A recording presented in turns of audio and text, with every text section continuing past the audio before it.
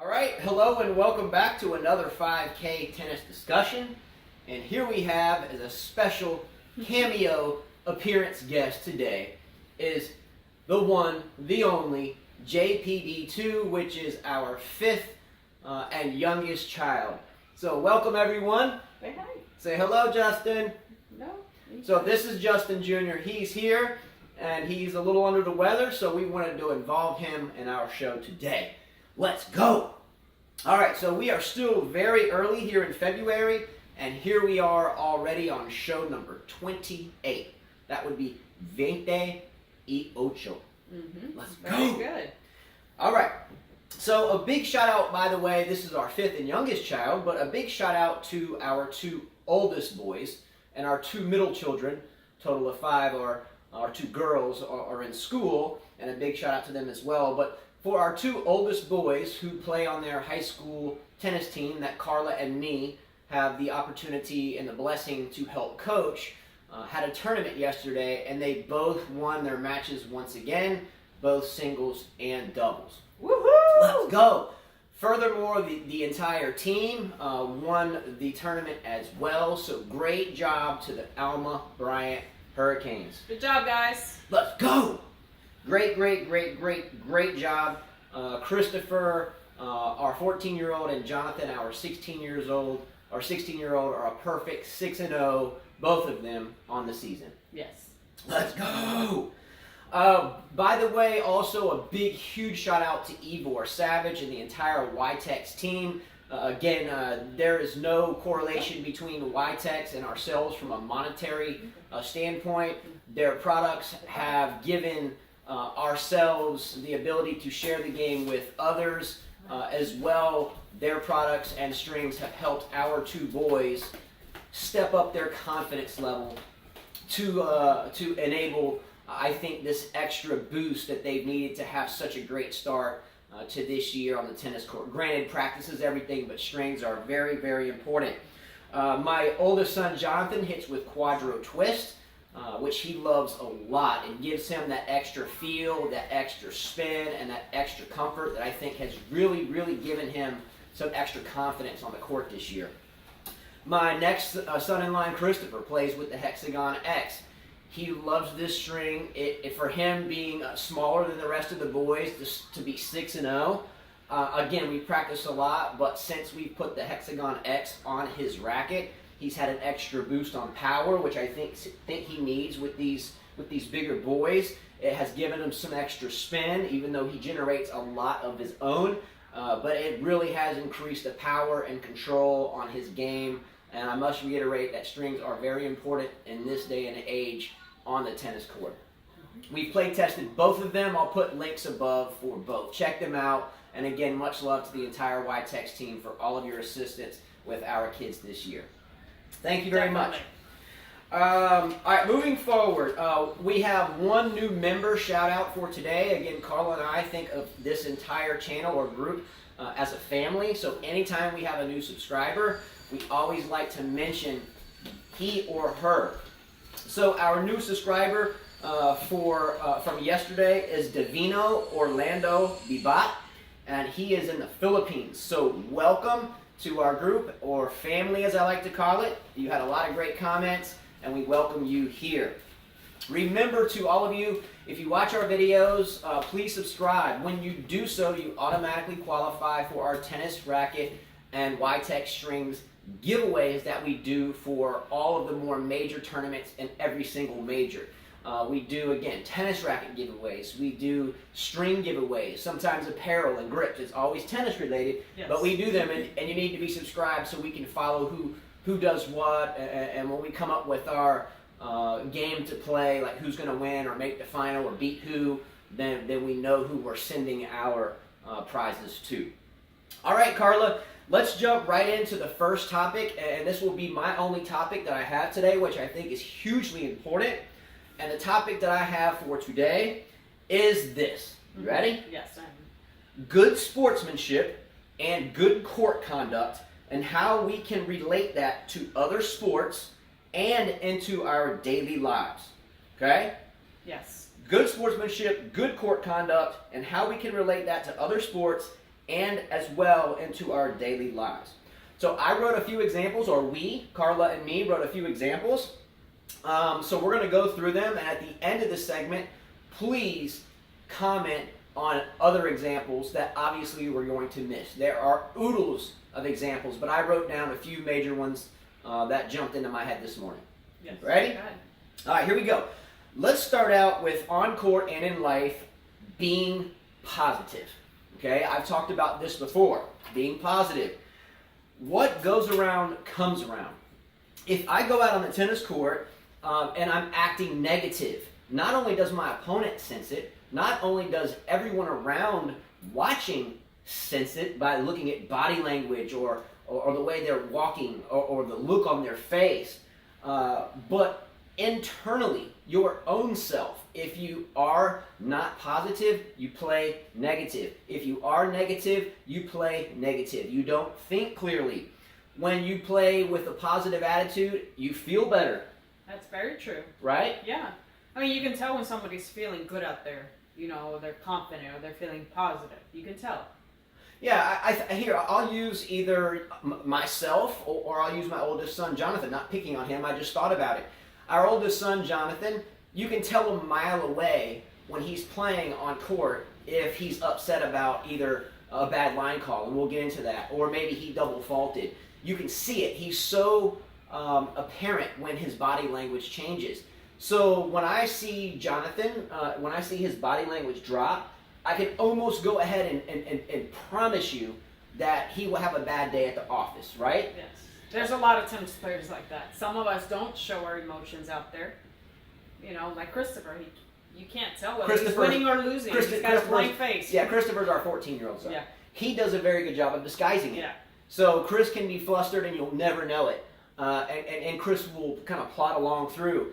Jonathan will plod along through as well, but when you see it, and boy, tell you what, you can really notice it, his thinking changes. He goes from setting up the point, dictating the point or the match to ultimately just hitting the ball away, right? Yeah, and this applies to anything in life. It does. I mean, if I go to work, and let's say if you're a salesperson and you have to deal with customers all the time, and I'm feeling negative, it's really hard to portray to your customer or to your student from a coaching perspective that you're upbeat, passionate, enthusiastic. I think our goal is to be positive, and even if we're not, to really try our best not to walk around like a billboard openly stating that you are negative. And we see this a lot in tennis. Yes, we do. We see it a lot. Especially on the female side. The guys usually smash their rackets. The females, they pretty much give up. I have racket smashing written here as well. So being positive, comment on that. How much does being positive help you, your students, your work, your job, your sales, whatever it may be? Being positive, or at least emanating some type of positive energy, is absolutely crucial. All right, number two, the second example of bad sportsmanship. Racket smashing, to me, and I have talked about racket smashing a lot. Racket smashing to me is one of the worst displays of sportsmanship across any sport, time, week of the year. Some of the worst sportsmanship you can see, in my opinion, is someone smashing a racket. What do you think? It is, and to me it's worse to see it at the junior level, because if they're smashing rackets at the junior level, I can't imagine as they get older and into more advanced tennis. So I can't stand watching a professional player. I mean, I get it that you're mad and maybe you did it and didn't think about it, but there are quite a few out there that smash it constantly. Habitual racket smash. Not just smash it, break it into pieces. Yeah, it's like every time that you can go on court, you can count on someone smashing a racket. Now here's why I find it so abhorrent to see. First of all, there are so many people on this planet in which we live, which is ultimately very hard to live within. We are humans and life is hard. Carla and I follow a lot of people that play tennis with bare feet on broken courts, or not even courts, just dirt, stringing rackets with sticks, and reach out to us and beg the Globe to donate any type of tennis racket, whether it's an old cracked one or an old wooden racket. They don't care. They would just love to have a tennis racket to play with, and they'll string it with a stick. Well, maybe these guys, all these professionals that smash a racket, maybe they should have a foundation or something like a charity. You know, instead of breaking the racket that you don't like, put it on the side. And I mean, I bet you, you know, just like your dad said, fill up the bucket. You know, one pebble can fill up a bucket or whatever. Yeah, well, the metaphor she's looking for, my dad says, you know, if you have a bucket and you just plod slowly every day, and if you had a pebble and you threw that pebble in the bucket every day, eventually, over time, that bucket would fill up. But back to what you were saying. Well, can you imagine one racket here, the guy was about to smash it, you didn't smash it, so he puts it on the side. Okay, that's going to be for, you know, I was going to smash the racket, but let's say this for those people that need it. They would have thousands and thousands of rackets. Over the year, maybe 1 million. Maybe. Or just the money that was thrown away by smashing the racket given to these wonderful people. Well, they can put it in an auction. I was going to smash this racket, and whatever money they make, they can send it to those people. You know, maybe they can stencil their racket string, so it's a reminder before I smash it. They look at their strings and they're like, oh, wait a minute, I was going to smash it, but I'm going to remain positive. I'm going to keep a positive head, and if it wasn't for this stenciling on my racket, I would have smashed it. So I'm going to go set this over here in this bin. And now we've remained positive and haven't emanated someone looking like a spoiled brat on the tennis court and done something beneficial for the rest of humanity that would love to learn this. Yeah, just put it in a bin, have it in every tournament. That's the racket that I don't like, so let's send it to someone, you know? Exactly. For me, it looks and demonstrates the energy of a spoiled brat type behavior where one doesn't think before acting, and I think that's a problem that all of us have in life is sometimes we make bad decisions by not thinking before we act. Racket smashing to me is one of the worst displays of sportsmanship. Could you imagine, by the way, going to work in the morning, your boss tells you, hey man, I didn't like what you did, and you pick up his computer and smash it in front of him? Or someone annoys you and you smash your car. Yeah, I worked in the car business for a while, and the service, like service management. Could you imagine if customers came into myself and were like, hey, you know, your technician really screwed up my oil change. And I said, you know what, buddy? Come here real quick. Got his cell phone out of his pocket and smashed it on the floor. What would have happened to me? I think you go to jail for that, or can. Jail, or lose your job, never get hired again, you name it. But what would happen though? You got mad at the owner of the dealership, and you go to your workstation, wow. Smash the computer on the ground. How would that go down? Yeah. Not good, right? Yeah. All right, but here's the one I'm going to touch on quickly. Waiting for your opponent after the match concedes or ends. When I was a boy, my father would absolutely be upset, to say the least, if win or lose, I did not wait for my opponent and walk off with my opponent, win or lose, after the match. Today, these days, we see people win or lose a match, and they bail out there walking down the hallway. Hey, nice to meet you. Thank you very much for the match. Bail. Well, I think that they should do it in, I could understand maybe the juniors. It's a little bit different. Maybe you should start from there. But in professional tennis, we're watching them on TV. And kids are watching them, and people who are getting into the sport watching them. So maybe they should both walk off together, no matter who wins or loses, and give the example to the other, the lower level players. I think for me, it's a matter of enjoying the moment of battle. Okay, then when it's over, shaking hands at the net, getting your gear. Which you don't see. The shaking hands in the WTA Tour is ridiculous. I'm going to get into that too. I'm going to get into the shaking hands aspect of it too. But for me, it should be an absolute penalty if win or lose the match, no matter how disgruntled you may have been mentally on the court, to shake hands at the net, and I'm going to talk about this as well, and walk off the court with your opponent, win or lose. For me, it was a way of upbringing for myself and at the game that, again, I've played since 1979. But for me, it was part of the game in which we learned and bled and had passion for, which we obviously still do. But I think that everyone should walk off the court together after a match or battle. That's what we do, and that should come back into tennis. And I think it should come back yesterday. All right. Well, good luck with that, because that's not going to come back. Well, again, I'll make reference to business. or coaching a student on the tennis court. You know, if I'm coaching a student on the tennis court, they come out for a lesson and they pay me, and I'm like, all right, see ya, and I just walk to my car. Or let's say I'm a salesperson, I sell you something, and as soon as you pay, then you bail off and walk down the street. I think it's ultimately a good coach and a successful coach and a good salesperson, which coaches are salespeople too. Let's be real. But I think it's beneficial to escort your student, to escort your customer or whoever it may be to their car, open the door for them, see them away, and then to follow up with them. I think that the successful people in life will always find a way to go the extra mile, to walk away with their customer, escort them to the car, thank them for their business or for their desire to come out and learn the game, and so forth. I think if you're going to be successful, you must learn to walk with your people. Well, we see it, I think, out of all the Grand Slams, we see it more at Wimbledon. I don't know if it's a rule. Maybe they should make it a rule. All right. Next, and this will be a quick one, taunting, unnecessary, and disgusting gestures. Wow. Who needs it? Let's look at, I'm not picking on any of these people, they're just some of the ones that I remember recently. Nick Kyrgios' gestures and a kind of a demented sexual nature. I don't even want to get into what they were on the court in front of young ladies and ball people and people watching. Who needs it? Let's look at Tiafoe now that's trying to go, LeBron, oh!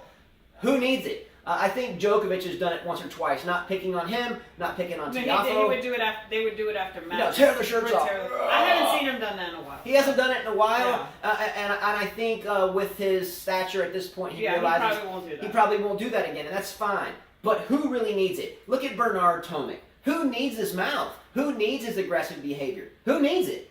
Look at John McEnroe back in the day. Look at Ilie Nastase back in the day. Look at, I think Marcelo Rios was kind Jimmy of... Connors was pretty bad too. Jimmy Connors. And the list goes on. Who needs it? Yeah. I don't need it. And I'm sure a lot of people say Serena Williams. So what would happen? What would happen if I went to work with my employees and I just did something good, like I made a commission or I just landed a good deal, and I went and tore my shirt off at work? Are my employees gonna like me? Hey Carly, you know what? I just showed up to work every day for a week and on time and left early and still beat everybody. What would everybody think? Okay? Maybe you're Hulk, I don't know. Yeah, I mean, hey Carl, I just won Employee of the Month.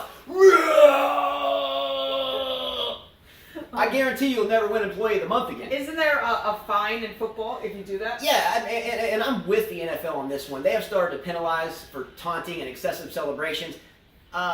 I don't even like the excessive end zone dances. I think that's cheesy as well. Well, there's nothing wrong at the end winning a match and going like this. I mean, yeah, come on, whatever. But, lining up like bowling pins in the end zone and falling over. kind of cheesy. Who needs it? Wow. Ripping off the shirt. Who needs it? I'm out. All right. Real quickly, because we're going to run out of time. A good handshake. Carla just mentioned this. At the net after the match and shaking hands with the umpire. Players these days snub handshakes often. Especially the females. They don't even do the eye contact. They don't even look at each other. I mean, they're like this.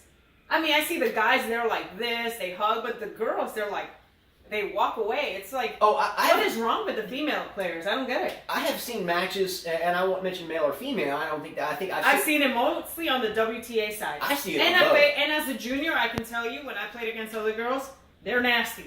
Very nasty. I see it on both sides, but I have seen players, say match point, player hits a shot from the baseline, winner, whatever. I have seen players go directly to their chairs, snubbing the umpire and walking in different directions off the court.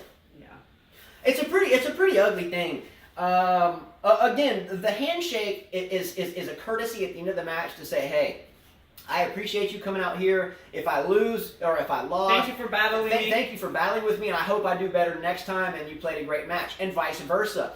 It's such an important thing to do because, after all, we are human beings. You are in a one-on-one sport. These people have families. They have feelings. They have emotions. They have hearts, and they have souls, or whatever you may believe. But if you snub the handshake at the end of the match, this goes back to example number 1. It's negative energy. It is. It's yeah. negative. And you're disrespecting the other person on the other side. You're disrespecting yourself. You're disrespecting the other person. The sport. And for me, if I don't shake hands in the net, which I never have not done, I think I would carry negativity with me for the rest of the day. Well, it makes you look like a sore loser on top of that. Look at Carreno Busta at the Australian Open. Threw his bag, and I mean, again, this happens all the time. But ultimately, what happens is this. The person who flies into a rage will always make a bad landing. And that's a quote from Will Rogers. Okay? The person that flies into a rage will always make a bad landing. And always, and this is my addition to that, look like the schmuck, no matter what. Don't be the person that snubs the handshake. Don't be the person that flies into a rage, because you will ultimately have a very hard landing. If boxers, professional boxers, can just pound each other in the face and in the body all day long and then hug at the end, and we can't do it after a tennis match, what's wrong with that? Yes. Bratty, spoiled, back to the racket smashing. It's not good, and it makes you look like a spoiled brat with no respect for anyone, not even yourself. And it starts with the juniors. Coaches, it starts with the juniors. Teach them to have good sportsmanship. Teach them to shake their opponent's hand. All right, moving forward, and you have a quick recap too, so I'm going to hurry through this. Bad line calls. Carla and I see bad line calls a lot. Yeah. At times it gets so far out of hand that everyone watching sees it. They're like, man, how does this parent of this kid allow this to happen? And usually if the kid's making the bad line calls, usually the parent's just sitting there oblivious to it. Yeah. Or they don't say anything because they want their child to win so badly. And I don't want to harp on this too much for time reasons. But sometimes bad line calls get so far out of hand, it creates a whole negative vibe around the match. We've seen this in professional tennis. It happened with Serena and Capriati before they had, Hawkeye. Yeah, and again, I think at that level there's always umpires. I think umpires try their best, and sometimes they make bad line calls when it comes down to just a millimeter of space between a line in or a line out. I understand that. But at the junior levels, I see as a coach, and I take my kids to tournaments quite often, I see balls that land a foot in that get called out. Yeah. Or a foot out, and they call it in. And I see it obviously more along the lines of going the other way. Yeah. But generally, it's okay if it's like close to the line. If it's close, okay. We're humans. Okay, we're humans, yes.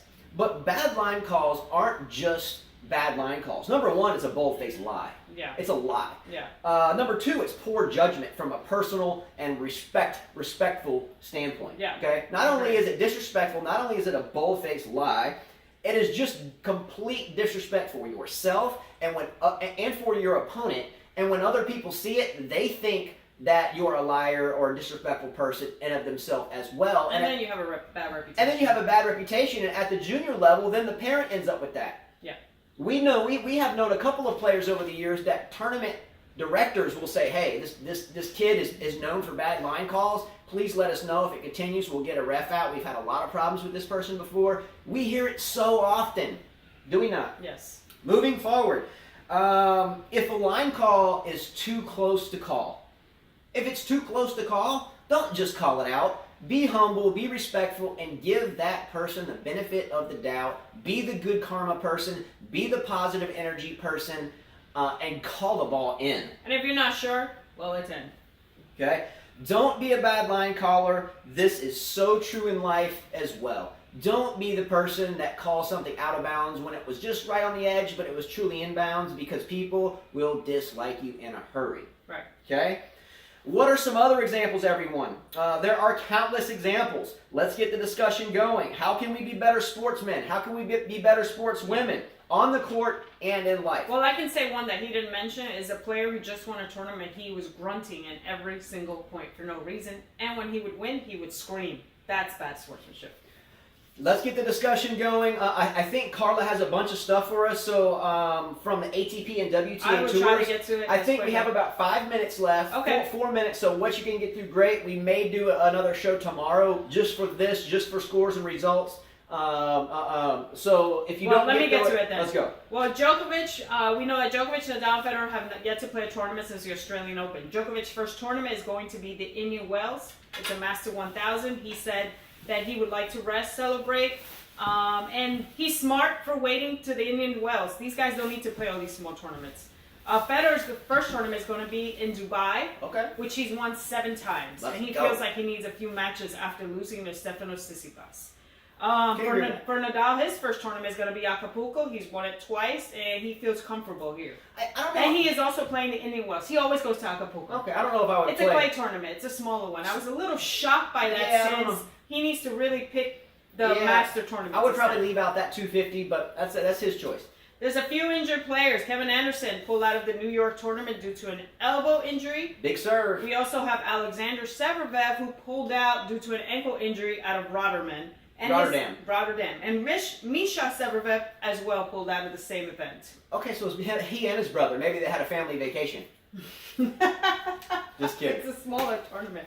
The Cordoba Open is going on. The number 3 seed Diego Schwartzman moves on to the quarterfinals, and he will be facing Guido Pella from Argentina. Good job for Sportsman. No one can say that size or shape or height or No, whatever this guy, yeah. has anything to do No. with anything in tennis, because Sportsman continues to prove that size doesn't matter. Also, the number 1 seed in this tournament, Fabio Fognini, goes down to Ahas Badin from Slovenia. And Marco Cecchinato from Italy also goes down in this tournament. He's from Italy. He loses to Jaume Munar from Spain. Now, he had a hot year last year, and he's just going down. And let's be real. Are you or myself ever shocked if Fognini or Cecchinato loses? No, but I guess he was a one-time, what do they call it, one-time wonder hit? Maybe so.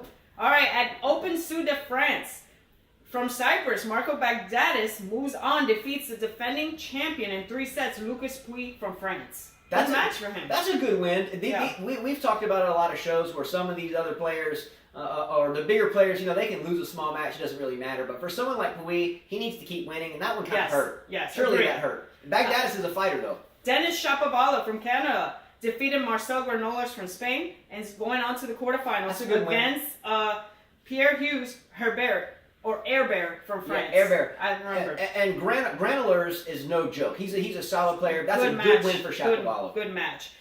There will also be a quarterfinal. Joe Wilfried Tsonga from France will be facing the veteran and his compatriot Jeremy Chardy. Good match. Yeah. Sofia Open, number 2 seed Stefanos Tsitsipas from Greece. Good match to watch. Quarterfinal will face Gael Monfils from France.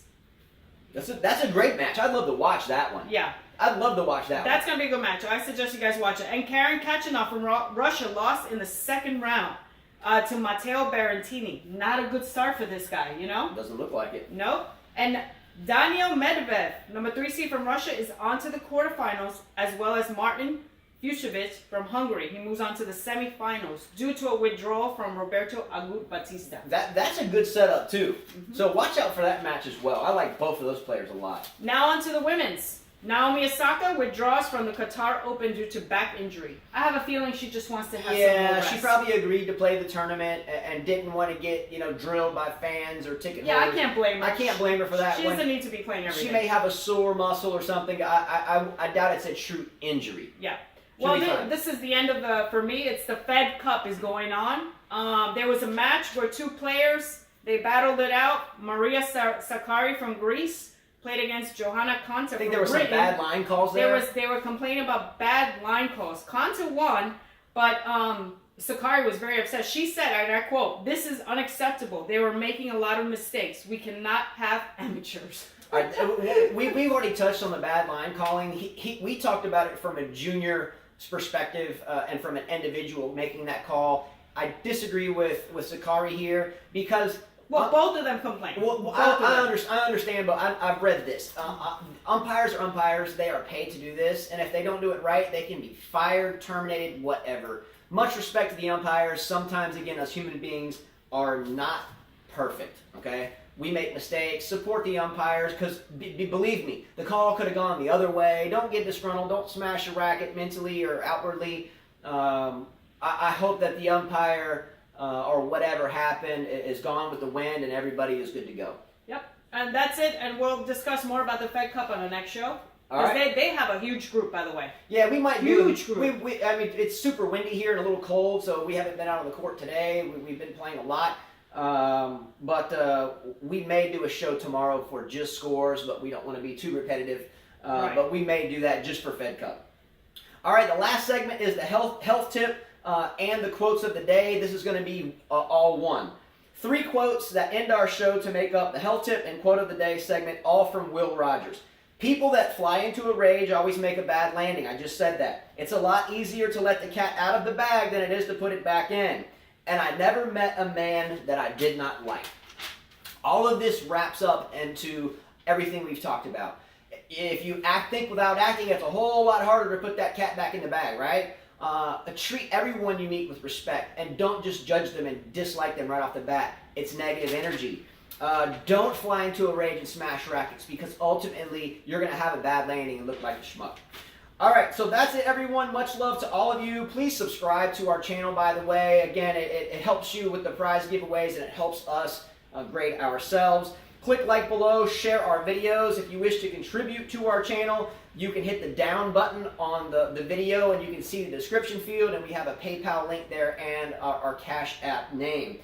Thanks so much to Ivor Savage and the entire YTEX team for believing in Carla and I and helping our boys add a level or dimension to their game with the Quadro Twist and Hexagon X. And our next play test will be with Square X, and we look forward to that. Welcome all new members, and as always, the lovely Carla says, Adios.